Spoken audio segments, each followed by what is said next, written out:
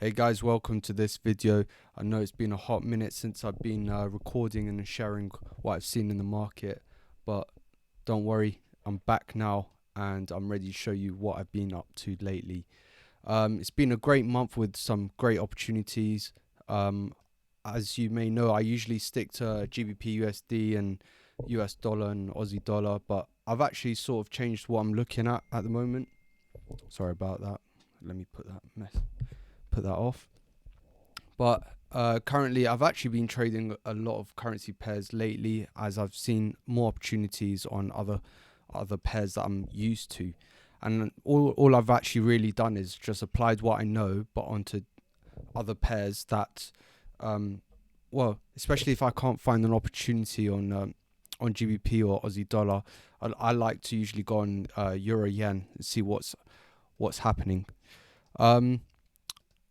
Actually, let me share with you what I've been seeing on Euro Yen.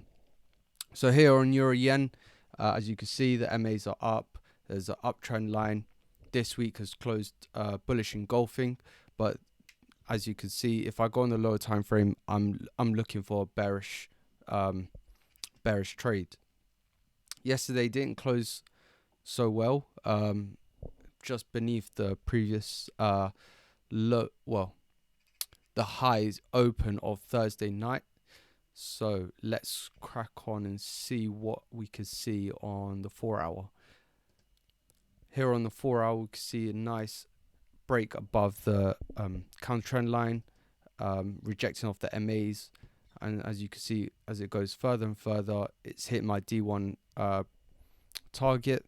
This is actually a trade I didn't take because I was mainly focused on Aussie dollar, which I'll share with you in a second. So yeah, nice easy trade. But if this was a trade I would take, let me just show you what I would have done. Let's say 51. So yeah, this would have taken me out with this rejection, this manipulation here. But yeah, it was so close to my D1. I'm glad I didn't take this trade, just purely because I generally thought it was going to continue coming down, but as you can see, it didn't. Let me look on the 2 hour and the 1 hour, show you what else I saw. So yeah, it just created higher highs, higher lows, higher highs and higher lows, until this point where it broke the 1 hour, 2 hour counter trend line and broke that. So with that being in mind, I wouldn't have, I might have traded it on the 1 hour if I was trading yesterday, but yeah, it's a really short trade. It didn't really go further. Plus, I wouldn't have traded this because I was looking for the price action to go higher. But yeah, this trade would have been finished yesterday at like 4, so the 4 hour candle close. But yeah, so that's EURJPY. As I could show you here previously, it's been quite it's moved quite a lot, quite excessively in certain directions, and you can easily like spot out opportunities by just placing trend lines and counter trend lines and seeing where the market moves. So one advice I would give to people when looking at EURJPY, look for the higher highs, higher lows, and the lower lows, lower highs, especially on the 4 hour, 2 hour, just to like make sure that you are trading with the trend and making sure that you are consistently profitable. And that's one thing that I've been focusing on when trading EURJPY. Enough of EURJPY. Let's crack on with GBP USD and Aussie dollar. With GBP USD, similar outtake with EURJPY, but what I've been doing is mainly looking at the weekly, daily time frame, seeing where it's going to go. So on the weekly, it's strongly bearish. As you can see, I generally think GBP will come down to 1.2100, which is a significant key level. As you can see, it goes across further. But yeah, so I do see GBP falling. And then on the daily, Friday closes a strong shooting star. Love that momentum.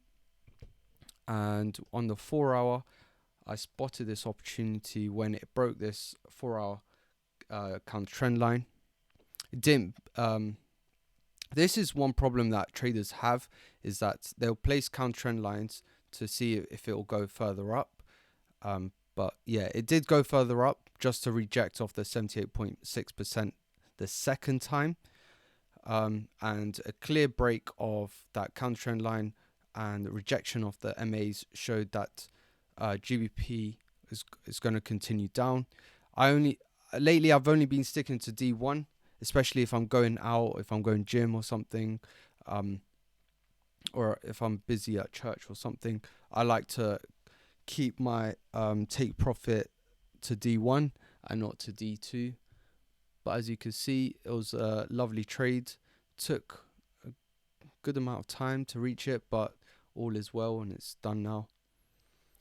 Let's go to Aussie dollar. Similar situation. Monthly about to close in 10 days, so eager to see how that closes. Weekly time frame closes a nice hanging man. I do see this coming a bit further down, maybe to D2, but yeah, around 0.6300, which is a nice support area. Let me go straight down to the daily, not waste any time. Aussie dollar was more of a smoother trade with than GBP. It literally hit take profit and boom, it was done. This took 4, 8, 16 hours till hit my D2, my D1. I do see this. So as of Monday, I will be looking to enter in to see if it hits D2, but with a newer fib from here. This was a lovely, nice rejection, lovely market structure, break of counter trend line, and some nice bearish momentum to the downside, and that was it really. This week has been a nice chilled week trading these pairs. No funny business. Once it created that momentum and confirmation of where it was going, I just had to execute, and lo and behold, it went beautifully. Couldn't have asked for a better trade. I can go quickly through US dollar because this was sort of confusing, but it was all right. So daily, we could see it was going in an uptrend. Moving averages were up. What is important to me is the 4 hour time frame. I love to execute off the know my directional bias on the 4 hour, and then from the 4 hour I like to go into 2 hour, 1 hour to execute. I do love trading off the counter trend lines and Fibonacci retracements, purely just because it's so accurate. I really don't look at market structure that much, purely because sometimes it just breaks the market structure, and that's just basing it on one confluence. I'd rather base it on several confluences rather than just sticking to one, just purely because I want to make sure that I'm comfortable and I know where it's going to go next, and I want to trade that to ensure maximum profit. So yeah, as you can see, nice break off that counter trend line on the lower time frame. Moving averages went up, and you see the bullish momentum. US dollar did drop down, but I guess it was like just to reject off this market structure here. This is what I actually had on, and I knew even if it broke underneath it, this is the one that's key to me, because this is where it broke that counter trend line, broke through the MAs, rejected it, retraced back to it, and pushed up. And I knew that it was going to come to retest that area.